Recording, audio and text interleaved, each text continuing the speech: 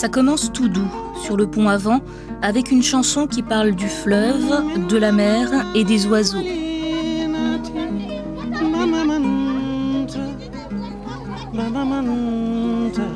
C'est l'Afrique tranquille, celle qui prend son temps pour raconter une belle histoire de navigation. Et puis en contrepoint, une autre voix s'élève, en hommage au Bouel Mogdad, bateau mythique de Saint-Louis du Sénégal. On attend tous un grand bateau blanc qui descendra le grand fleuve sacré et nous emmènera jusqu'aux âmes pures. Le grand bateau blanc et sa sirène, il est le symbole de l'existence des autres sur chaque rive. Et cette sirène de ce bateau blanc, c'est, pour les villages qui sont à gauche et à droite, c'est le signe qu'ils existent.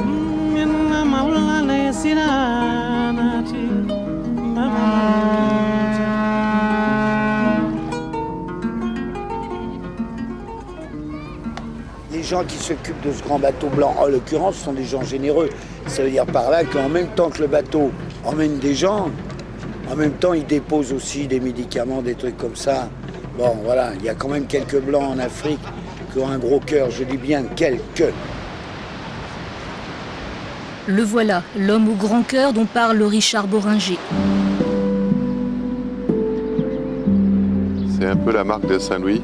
On est chauvin et on est Saint-Louisien avant d'être sénégalais. Et au niveau du cœur, je suis un Saint-Louisien, sénégalais.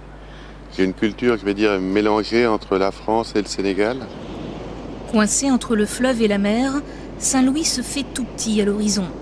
C'est la ville africaine la plus menacée par la montée des eaux. Et son titre de patrimoine mondial de l'humanité ne suffira pas à la sauver. Et pour sa ville natale, Jean-Jacques dépense et se dépense sans compter. C'est à lui que Saint-Louis doit le retour du grand bateau qui a marqué l'histoire du fleuve.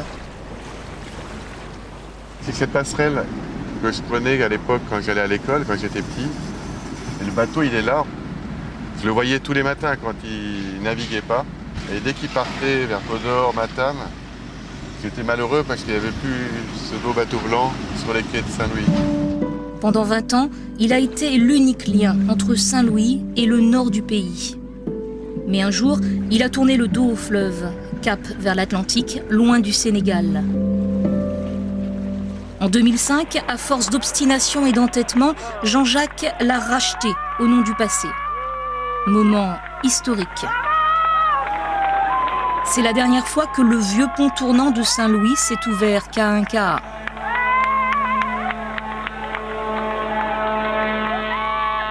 Et le pont n'avait pas été ouvert depuis 20 ans, le mécanisme était bloqué. Quand le bateau a passé le pont, qu'il a donné le coup de corne-brume, moi j'ai fondu en larmes et puis j'étais pas tout seul.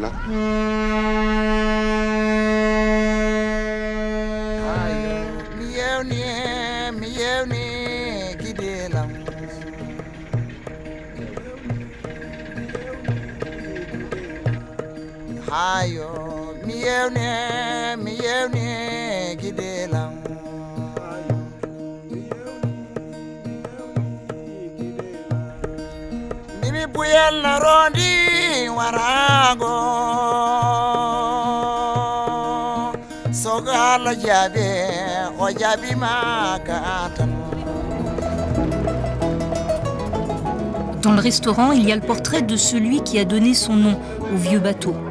Bouel Mogdad était interprète pour l'armée française. Toujours ce lien entre deux mondes. Mais l'âme du bateau, elle, s'est un peu perdue en chemin.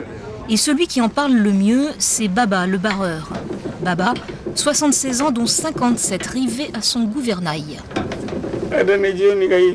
Entre le bateau d'avant et celui d'aujourd'hui, il y a autant de différences qu'entre le plein et le vide.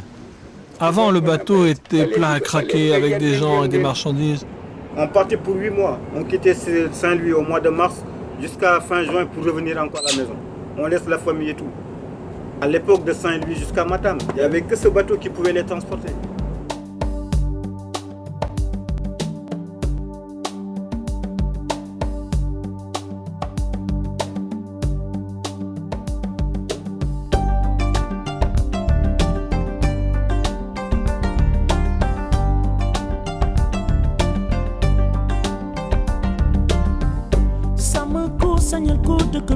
dundal ko moytul ko ni jabar ni bégal ko hey te li nit ki di def na ko def te mu fekk ni mën na ko def mu def ko hey dem ba mu yàgg nga fàtte di wax xamatoo mënatoo mandul war nañoo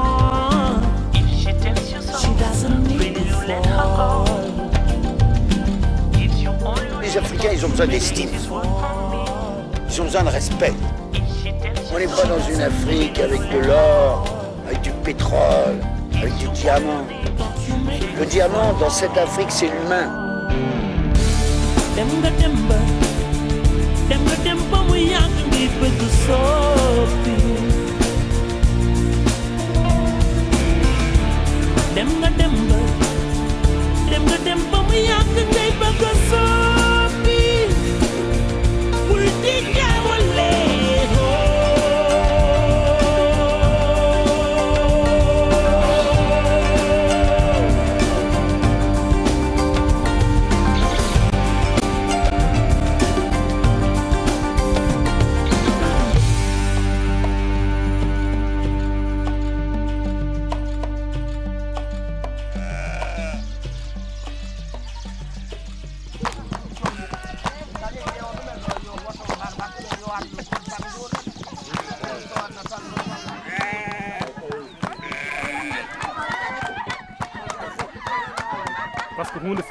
Si un animal naît et grandit devant toi, c'est un peu comme ton enfant. Tu le connais bien. Une chèvre, une vache ou un mouton qui naît ici, tu peux les reconnaître simplement rien qu'au son. Même quand je suis dans la case, si un mouton bêle, je le reconnais.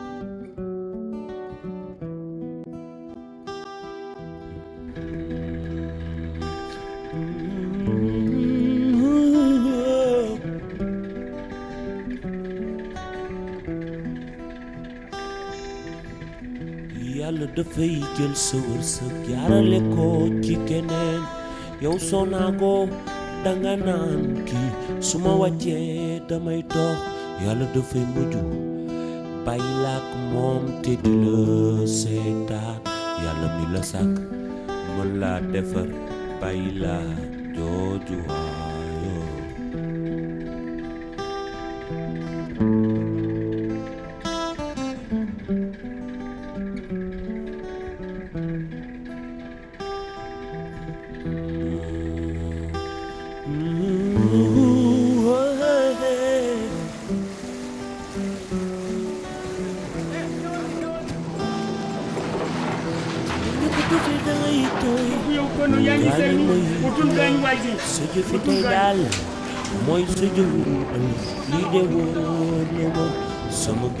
La solution, on ne l'a pas trouvée.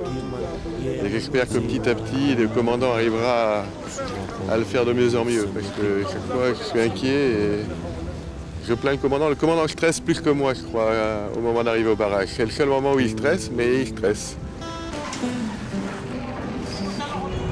C'est un survivant, c'est le dernier bateau du fleuve, on peut dire pour l'instant. Il y en aura d'autres, j'espère, mais c'est le dernier bateau à flot sur le fleuve. Donc en fait, on est tous dans le même état d'esprit, c'est-à-dire qu'on se dit, voilà, le fleuve revit grâce à lui, et donc il nous fait à tous revivre cette histoire du fleuve par sa navigation, par son arrêt dans les comptoirs. Et moi, je crois que c'est un rêve d'enfant pour moi, et c'est un rêve pour beaucoup de gens de revoir ce bateau passer. On en tombe amoureux. C'est pas difficile à exprimer, difficile à expliquer, mais c'est pas qu'un bateau, c'est pas qu'un outil de travail, c'est aussi quelque chose qui a une âme. Et même les passagers qui vivent dedans s'attachent au bateau. autant qu'aux produits touristiques qu'on a créés avec. Et je crois que c'est ce qui fait l'alchimie de ce bateau, ce qui fait l'alchimie avec les populations. Et on essaie, à travers ce bateau, de recréer des liens avec les populations pour rendre la vie dans les endroits où ils passent. Suma xoolee suma ginnaaw sama xol